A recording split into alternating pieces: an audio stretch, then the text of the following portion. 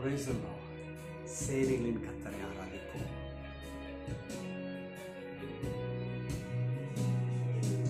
உயரமும் உன்னதமுமான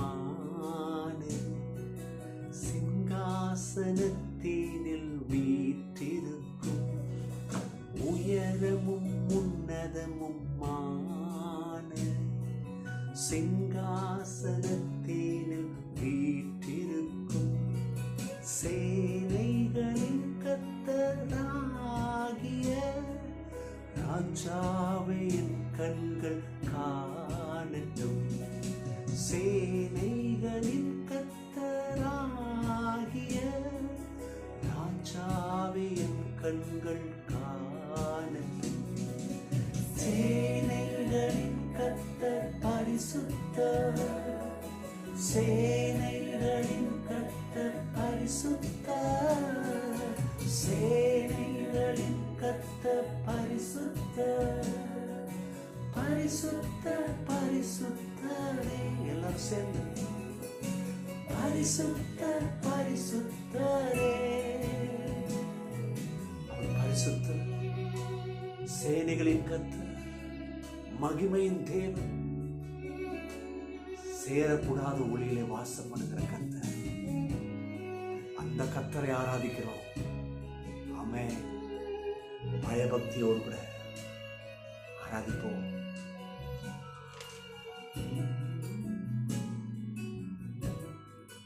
ஓ நல்லவரே,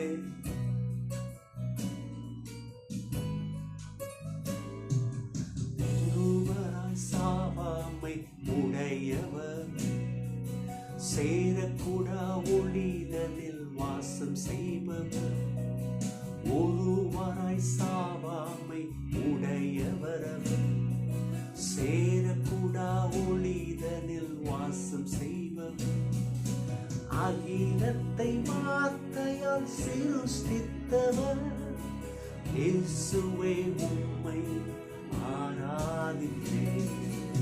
அகிலத்தை வார்த்தையால் சிருஷ்டித்தவர், இயேசுவே உம்மை ஆராதிப்பேன். எல்லாரும் சேனைகளின் கர்த்தர், ஓ பரிசுத்தர், சேனைகளின் கர்த்தர் பரிசுத்தர், சேனைகளின் கர்த்தர் பரிசுத்தர், பரிசுத்தர் பரிசுத்தரே. எல்லாரும் வாயத்தரும் பரிசுத்தர் பரிசுத்தரே. அந்த பரிசுத்த தேவன் இந்த கால வேளையிலே நம்மளை சந்திப்பதற்கு இருக்கிறார்.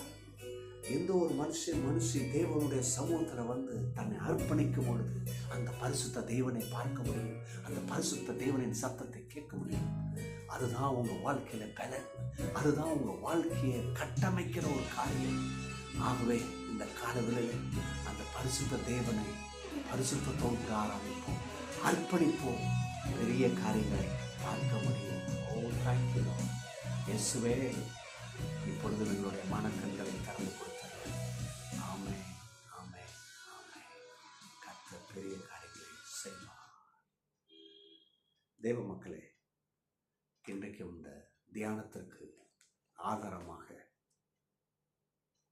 புலம்பல் 3ஆம் அதிகாரம் 31ஆம் வசனம். நான் ஒரு சில நாட்களாக இந்த புலம்பலில் இருந்து வேத வார்த்தைகள் எடுக்கிறேன். நிறைய பேர் கவனிச்சுட்டு இருப்பீங்க, நான் நம்புகிறேன், விசுவாசிக்கிறேன். இந்த பகுதி ரொம்ப முக்கியம். கிறிஸ்தவன் எப்படி புலம்பணுன்றத இங்கே வாஸ்தவனா கற்றுக்கலாம். இன்றைக்கி நம்முடைய புலம்பல் இந்த உலகத்தோடு கூட தான் இருக்குது.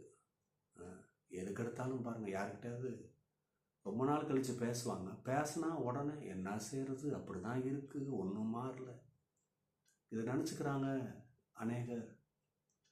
ஒருவேளை உண்மையிலே சரியான விஷயத்த சொல்கிறதா இருக்கலாம், ஆனால் அது சரியான புலம்பல் கிடையாது. அது என்ன செய்யும், கர்த்தரை நம்ப விடாது, அது நம்மளை பின்னாடி பிடிச்சி இழுத்துரும். அது உலகத்தான் செய்கிற புலம்பல். ஆனால் விசுவாசி எப்படி புலம்பணும்னு இந்த புலம்பலில் புஸ்தகத்தை பார்த்தீங்கன்னா தெரிஞ்சுக்கலாம். இதுதான் நான் உங்களுக்கு 3ஆம் அதிகாரத்திலேருந்து ஒரு சில வசனங்களை பார்த்துட்டு இருக்கிறோம். 22, 23, 24 பார்த்தோம். இன்னைக்கு 31.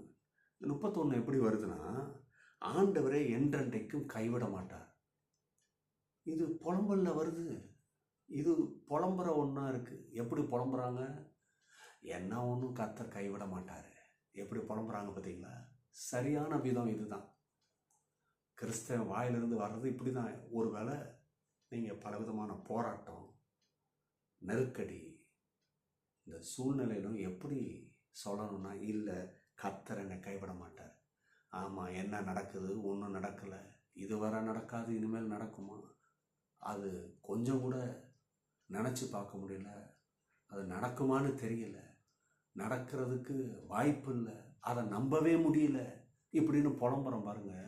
இது நல்ல விதத்தில் புலம்பல் இல்லை. இது கர்த்தரை மறுதலிக்கிறது, கர்த்தரை விட்டு விலகிறது, கர்த்தரை விட்டு தூரம் போகிறதுக்கு சமம். சில பேர் சொல்லுவாங்க, இல்லை கரெக்டாக தான் நான் சொல்கிறேன், வந்து பாருங்கள். உண்மையிலே கரெக்டாக இருக்கலாம், ஆனால் நீங்கள் புலம்புறது அந்த விதத்தில் அல்ல. நீ யாரு? உன் பேர் என்ன? உன் பேர் விசுவாசி, நீ கர்த்தருடைய பிள்ளை. அப்போ எப்படி வாயிலிருந்து வரணும்? கவனிங்க, ஆண்டவரை என்றென்றைக்கும் கைவிட மாட்டார். இந்த காலவெளியில் உங்கள் சூழ்நிலையை பார்த்து சொல்லுங்கள். நீங்கள் போராடிட்டு இருக்கீங்க பார்த்தீங்களா, அதை பார்த்து சொல்லுங்கள். இதை பார்த்து இப்படி பேசணும், எப்படி பேசணும்? இந்த மலையை பார்த்து, இந்த பிரச்சனையை பார்த்து, இந்த தோல்வியை பார்த்து என்ன சொல்லணும்னா, ஆண்டவர் என்றென்றைக்கும் கைவிட மாட்டார். நான் சொல்கிறேன், கர்த்தர் ஒரு நாளும் கைவிட மாட்டார். அவரை நம்புறவங்களை ஒரு நாளும் கைவிட்டதா சரித்திரமே இல்லை. ஹலோ, சரித்திரமே இல்லைன்னா என்ன காரியம் வழங்குதுன்னு தெரியுதா? அவரை நம்பினவங்க தோத்து போனாங்கன்னு இதுவரை ஒரு சரித்திரம் கூட இல்லை, இனிமேலும் வராது. அவரை நம்புறவங்களுக்கு அவரே அனுகூலமாக இருப்பார், ஜெயம் எடுக்க செய்வார். இன்றைக்கு கர்த்தர் நமக்கு செய்வார். God bless you.